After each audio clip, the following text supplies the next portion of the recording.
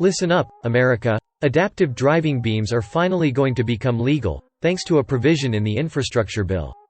This is great news for nighttime driving safety.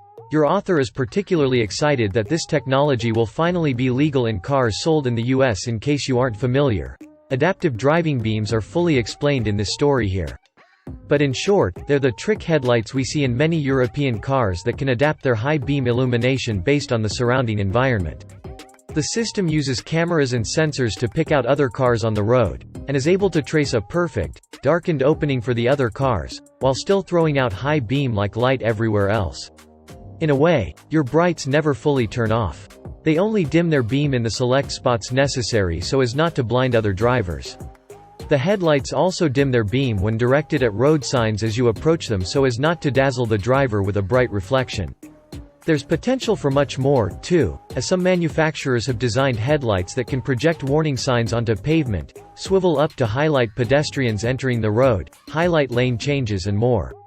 So, how has this tech finally found a path to legality? For years it's been barred due to outdated regulations in Federal Motor Vehicle Safety Standard No. 108. The exact language that held manufacturers back specifically states that headlights must have a dedicated low beam and dedicated high beam to be compliant and road legal.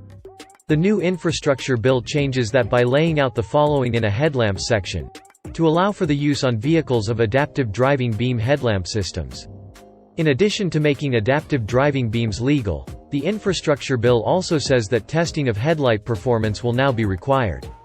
It doesn't go much further than that, but we suspect it'll resemble the headlight testing currently done by the Insurance Institute for Highway Safety.